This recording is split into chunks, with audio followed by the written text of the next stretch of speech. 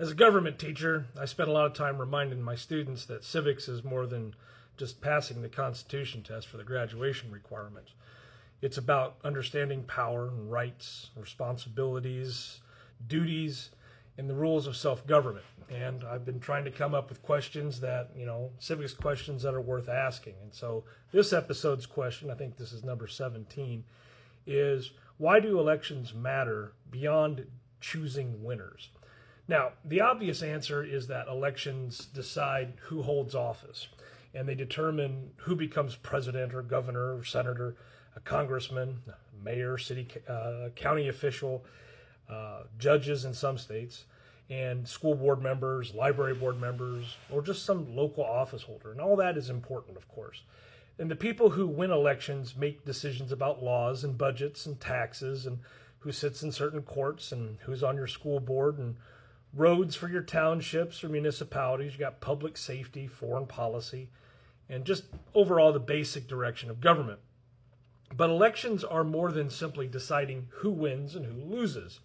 And when we're looking at a republic, elections serve several different and important purposes. And the first one is that elections create accountability. Because public officials hold power, they don't really own it. They serve for a limited time, and unless you're, a federal judge or a Supreme Court justice, and then the people get the chance to judge the performance of elected officials. Now, going back to the judge and justices, of course, they're not elected. Now, when you look at people who happen to serve in office, the questions you can ask are, did they keep their promises? Did they govern responsibly? Did they respect the law? Did they treat people with respect, or did they just abuse power? Did they solve problems, or did they make the problems worse? And so elections give citizens a peaceful way to answer those questions. That's one reason why voting matters. It's not only about supporting someone you like. It's also about holding power accountable. Secondly, elections give government legitimacy. And legitimacy means that people may not always like the outcome, but they recognize that the process has authority. And in a republic, leaders are not supposed to rule because they inherited power. They seized power, they bought power, or intimidated their opponents. They're supposed to govern because the people gave them the lawful authority to do so through elections. Now, of course, that doesn't mean every election is perfect, because no human system is. And the rules of elections can be debated and argued. Voting access can be debated and argued. You have district lines, campaign finance, media coverage, party rules, political parties, and then election administration. All of those things can be criticized. But overall, the basic principle matters. In a republic, power should come from the consent of the governed. Thank you, Thomas Jefferson, for that phrase. Now, elections are one of the main ways the consent is expressed. Thirdly, if thirdly is a word, elections provide direction. They allow citizens to say something about what they want government to focus on. Maybe it's a tax issue, a school issue, a war, a recession, a court decision, public safety concern, local budget, national debate. Elections don't answer every question perfectly, but they help show what voters happen to prioritize. They give the public a voice in setting the direction of the government. And that voice can be divided because, it actually often is. But a close election can show how the public is split. A landslide can show a strong desire for change. Low turnout can show apathy, or can show frustration or confusion, or just an overall lack of engagement.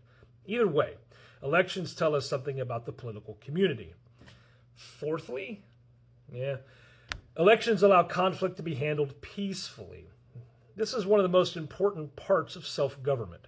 People disagree deeply about politics. They disagree about rights and taxes and schools and public safety and immigration, courts and wars and religion and speech and the role of government itself.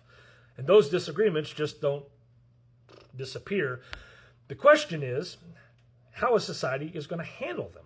And so elections give citizens a peaceful process for making decisions and changing leaders and redirecting government without violence. And that's no small thing, because a republic depends on the idea that people can argue fiercely, they can vote honestly, and they can accept lawful outcomes and then try again next time. That's why losing an election peacefully is just as important as winning one lawfully.